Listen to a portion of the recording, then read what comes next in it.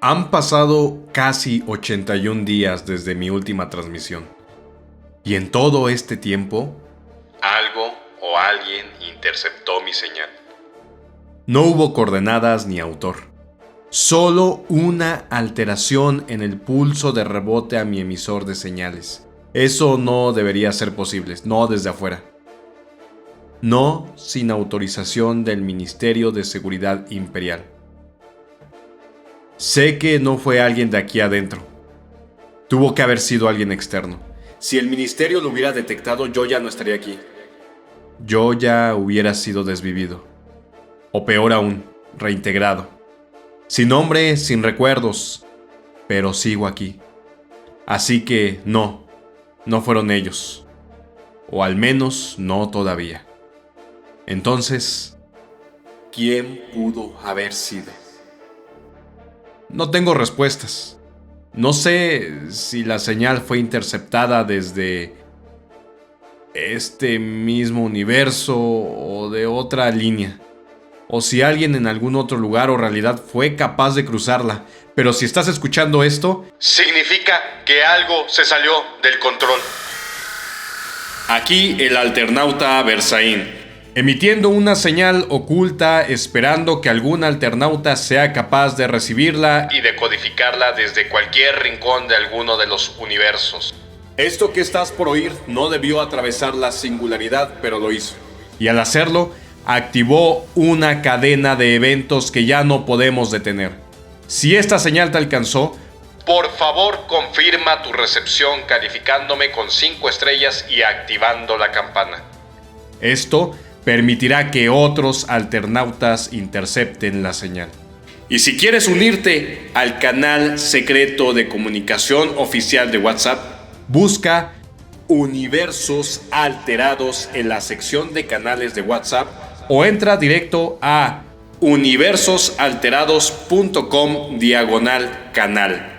Esto te llevará directo al centro de transmisión secreto de comunicaciones en WhatsApp, donde seguimos decodificando los fragmentos perdidos. Esto es Universos Alterados. Señal interceptada. Alemania ganó la Segunda Guerra Mundial. Parte 2. Grado de alteración nivel 2. Alteración moderada.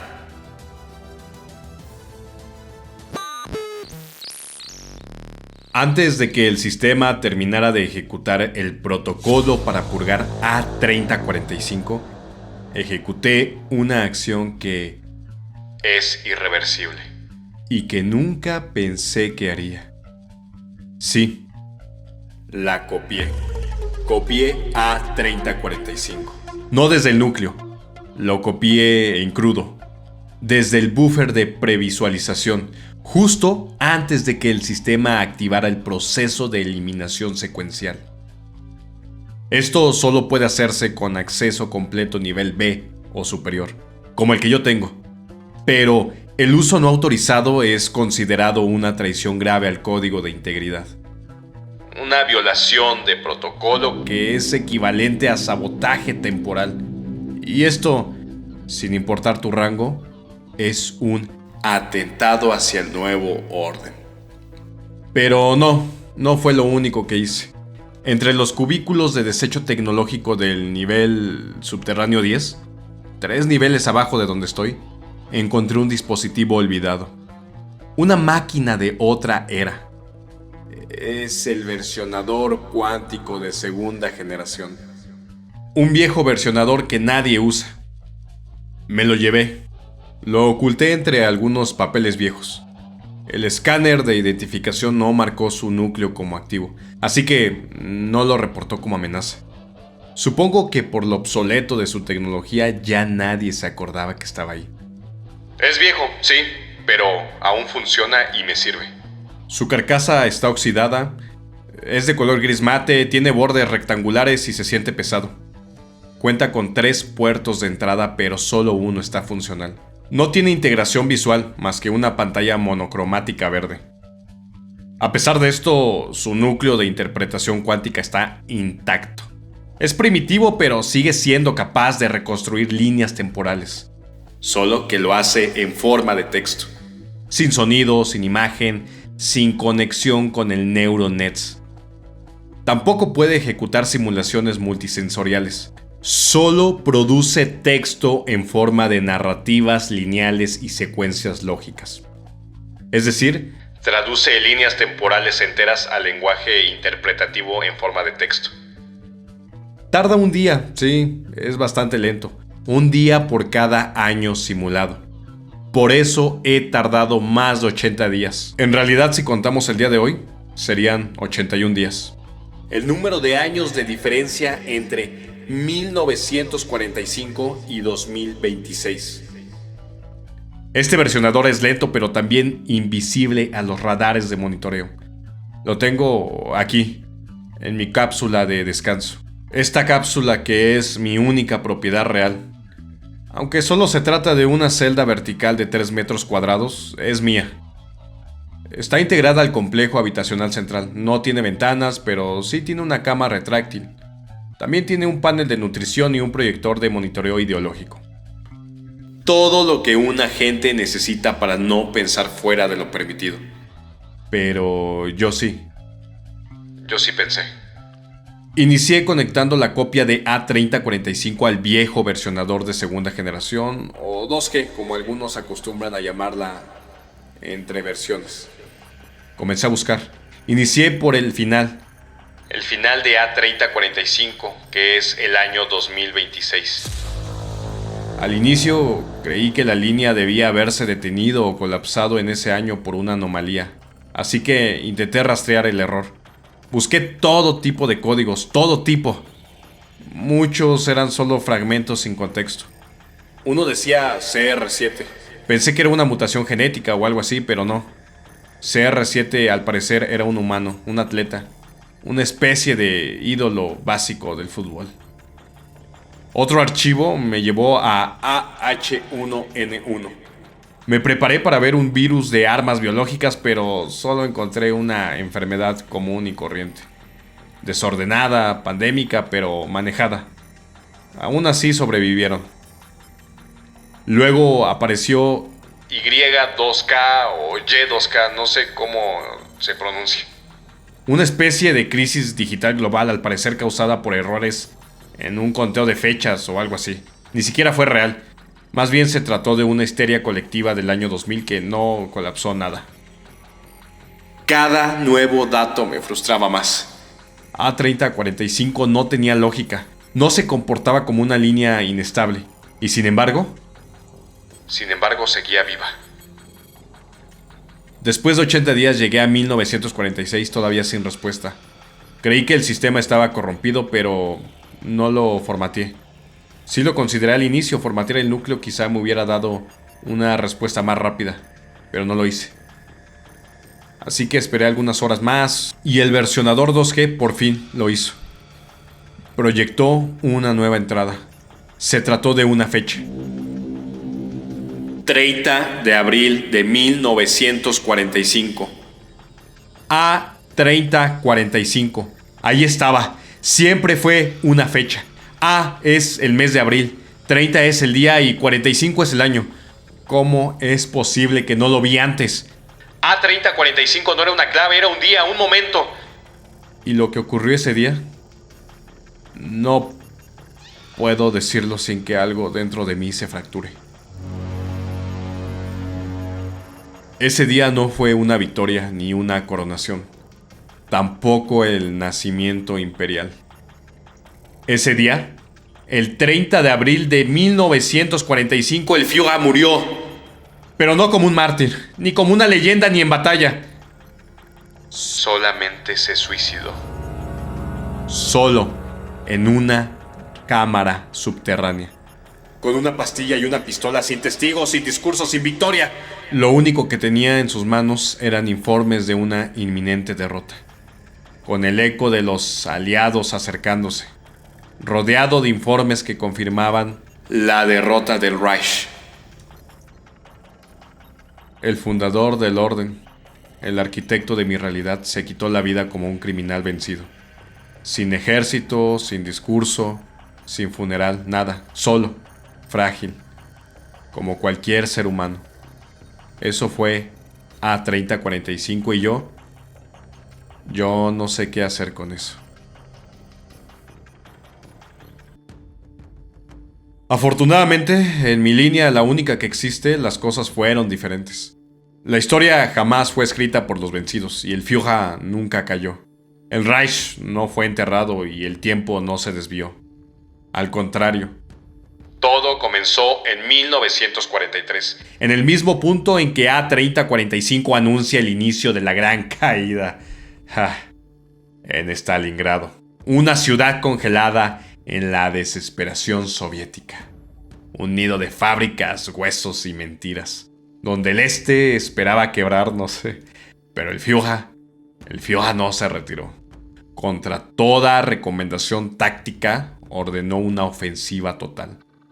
Se desplegó la división Panzer IV, un conjunto de tanques bélicos desarrollados por la gran ingeniería militar alemana, todos bajo el protocolo de aniquilación urbana. Y por primera vez se usaron las bombas termocáusticas de combustión retardada. El frío de Stalingrado fue reemplazado por fuego y ardió durante 7 días consecutivos. Los cadáveres soviéticos se fundieron en el concreto. Los ríos se evaporaron y el este se quebró. Leningrado cayó 2 semanas después. Me parece haber visto que en A3045 le llaman San Petersburgo o San Peters o algo similar. En fin, eso no importa realmente. Moscú se arrodilló en noviembre de 1944 y el Kremlin fue tomado sin resistencia. Stalin fue capturado. Transmitieron y narraron su ejecución por radio. Su cuerpo fue disuelto en una planta de tratamiento de basura en Novosibirsk. El comunismo fue declarado oficialmente extinto el 1 de mayo de 1945. La fecha no fue casual. Se eligió precisamente por su carga simbólica. El Día Internacional del Trabajo, reconfigurado como el Día de la Restauración de la Jerarquía. La ceremonia se realizó en lo que una vez fue la Plaza Roja de Moscú, rebautizada como la Plaza de la Razón Eterna. Frente a miles de espectadores alineados por función y pureza genética, se construyó una hoguera monumental. Sobre ella se colgaron los últimos estandartes de la hoz y del martillo. Los manuscritos originales de Marx, de Engels, de Lenin, de Trotsky, todos junto con las cenizas de la bandera soviética. En el acto solo se pronunció una frase: aquí arde la mentira que quiso hacer iguales a los desiguales. Unas semanas después, a mediados de 1945, París fue absorbida sin batalla, sin resistencia. El corazón de Francia no murió con fuego, sino con resignación. La resistencia interna se había derrumbado semanas antes, cuando los consejos de raza y de cultura francesa aprobaron colaborar a cambio de mantener sus archivos vivos, sus museos y sus monumentos. La ciudad no fue saqueada, fue simplemente reclasificada. En los Balcanes la rendición fue aún más silenciosa. Las tensiones étnicas que durante décadas fragmentaron la región fueron utilizadas por el Reich. Esto, obviamente, como argumento para imponer una sola identidad imperial. Los gobiernos títeres ya estaban preparados. La ocupación no necesitó violencia. Solo algunas cuantas firmas y el silencio de los gobernantes. El que sí resistió un poco más fue Reino Unido, pero finalmente cayó en 1946 cuando Winston Churchill desapareció. Se cree que el muy cobarde se ocultó, porque no hay registro confirmado de su cadáver. Se cree que su búnker fue sellado desde adentro, y el desgraciado parece que se ocultó con sus últimos 5 ministros. Eso ya no importa. Para 1947 solo quedaba un obstáculo real: los Estados Unidos de América, el último bastión liberal, el sueño democrático. La nación que según construyó su poder sobre el petróleo, el acero y... sí, el olvido. Pero no fue necesaria ni una sola bomba. No hubo ni Hiroshima, ni Nagasaki, ni el apocalipsis nuclear salvaje de A3045. La derrota vino desde abajo. Fue entonces cuando el Reich activó su operación más secreta, Schwarzkral, alias la Garra Negra. Un sabotaje brutal y silencioso. No lo ejecutaron soldados imperiales. No fue necesario que se mancharan las manos. Tampoco lo dirigieron científicos germanos. Lo hicieron mexicanos. Pero no los mexicanos del folclore, ni los de sombrero, ni los guerrilleros a caballo. Fueron los post-revolucionarios, descendientes de luchadores de hace más de un siglo, forjados en las guerras intensas de su tierra. Herederos tácticos de Hidalgo, de Morelos, de Villa y de Zapata. Combatientes natos, moldeados por la independencia, la reforma, la invasión francesa y su revolución que acababa de pasar en 1910. Cada generación les había enseñado algo, a resistir, a improvisar, a infiltrar. Y a pesar de haber sido marginados por décadas, nunca olvidaron ni el despojo de Texas, ni la humillación de 1848, ni la constante subordinación económica, ni tampoco las bases militares que se expandían por su territorio. Cuando el Reich les ofreció acceso a tecnología, armas silenciosas de última generación y una posible venganza, no lo dudaron. Sabían cómo moverse entre los desiertos. Sabían cómo esconder transmisores en campamentos de jornaleros. Y sabían cómo disfrazarse de técnicos bilingües en el Caltech o en los Álamos. La operación duró poco más de 3 años. Y en estos 3 años nunca dispararon un solo proyectil. Pero en enero de 1947, los sistemas de refrigeración de los reactores nucleares estadounidenses fallaron, uno por uno de costa a costa. No hubo explosión, solo silencio y oscuridad. La energía nuclear que debía proteger al mundo libre se volvió inerte. Y en ese vacío entró el Reich. Albert Einstein fue localizado en Princeton, Nueva Jersey, en febrero de 1947. No opuso resistencia. Solo pidió una ridiculez: conservar su libreta y que resguardaran su oficina. Su ejecución fue pospuesta por orden directa del alto mando, tras detectarse una anomalía. Más del 67% de las fórmulas de este traidor sustentaban los modelos cuánticos del Reich. Tenía origen en sus publicaciones previas a 1939. Durante los siguientes 109 días, Einstein fue confinado en el núcleo de investigación subterráneo de North Central.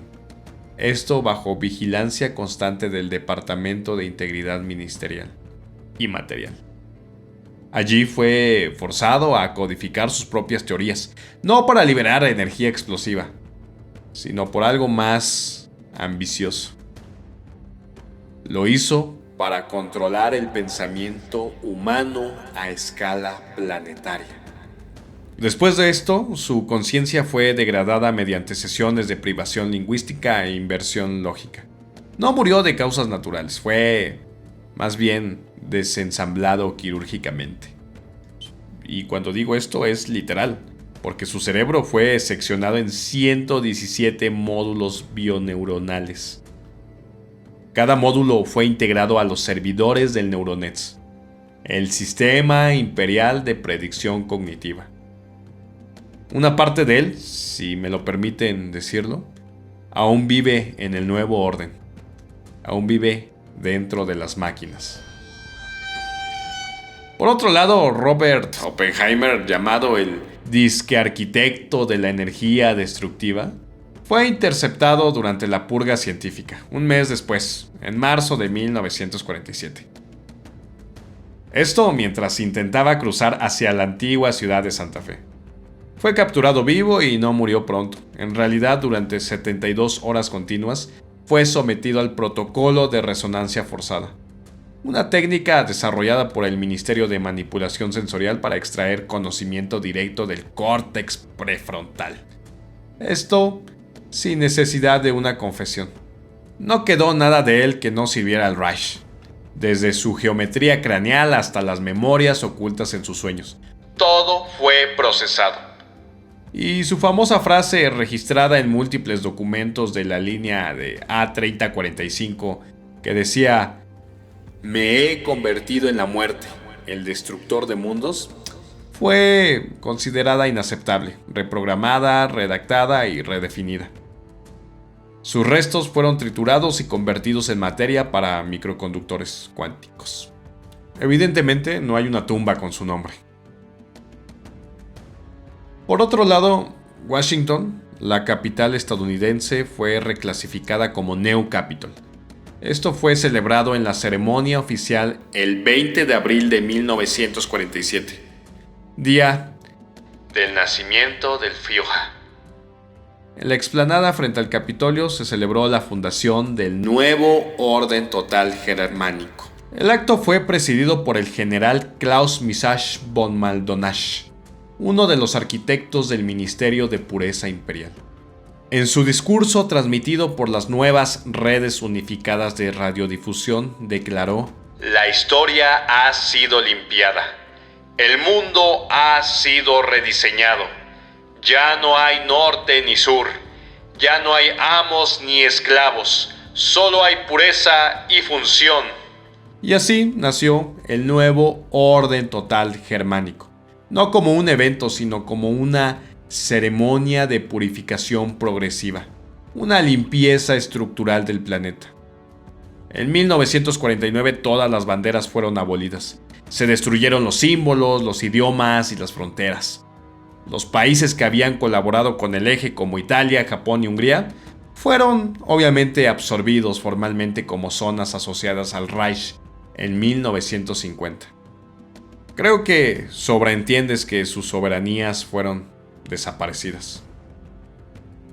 Y en cuanto a Mussolini, él fue ejecutado por traición estratégica, y Japón entregó el control de su aristocracia a una junta científica imperial instalada en Shindomei, lo que antes fue Tokio.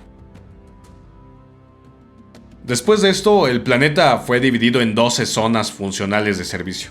Algunos países como México, que era un país mestizo y nunca había sido parte del imperio, tampoco fue aniquilado. Más bien hubo clemencia, fue absorbido. No como una potencia, sino como una zona oculta de reconfiguración.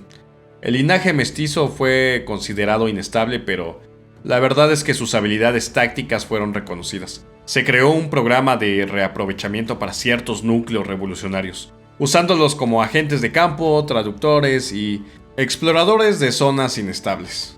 Colombia, por ejemplo, también fue reasignada en 1950 como un territorio experimental. Su selva rica en especies neuroactivas fue ideal para el desarrollo de drogas regulatorias. El antiguo narcotráfico fue absorbido por el Reich y los laboratorios se convirtieron en nodos científicos. De ahí nacieron algunos compuestos sumamente útiles, como el serotonol 5 para la supresión emocional, el Obedex para el bloqueo de pensamiento abstracto y el estiledine para la anulación creativa. Colombia se transformó en el principal proveedor neurofarmacéutico del mundo imperial. No tenía gobierno ni bandera, solo se medía su utilidad conforme a un índice de rendimiento mensual de fármacos. Y otro ejemplo de la bondad del Reich fue Argentina, que no fue conquistada por la fuerza, más bien fue reclasificada estratégicamente por su diversidad geográfica. Desde 1951 se convirtió en la zona de ensayo bioclimático, un entorno ideal para simular condiciones extremas y ensayar adaptaciones humanas para colonias extraplanetarias. Su población fue segmentada. Lo que antes era la Patagonia se evaluó para la resistencia del frío. En el noreste se trabajó más con la exposición solar, y más pegado a la parte de los Andes se exploró la adaptación pulmonar por sus alturas. Miles de niños fueron reasignados como unidades de prueba. Estos niños fueron realmente útiles. En 1982 surgió la serie ARA, que fueron cuerpos adaptados a bajas atmósferas y usados luego en colonias orbitales. Todo comenzó con una decisión, una línea tomada en Stalingrado. Un solo desvío que nos evitó convertirnos en A-3045. Nosotros no caímos, nosotros ascendimos. ¿Y yo? Yo fui programado para recordarlo. Esta señal se interrumpe aquí. Pero los registros indican que aún falta un fragmento del mensaje original. Hay más transmisiones en tránsito esperando ser decodificadas. Si lograste recibir esta frecuencia completa, compártela con otros alternautas. Así mantendremos abierta la comunicación entre universos. Para rastrear las próximas señales, sigue las coordenadas oficiales en todas las redes como @losuniversosalterados y @universosalterados. Allí continuamos interceptando pulsos y descifrando lo que no debería existir. Por favor, no olvides confirmar tu recepción, calificando con 5 estrellas y activando la campana. Esto nos permitirá seguir interceptando más transmisiones. Hasta la siguiente señal, alternautas. Mientras tanto, alteren todo a su favor.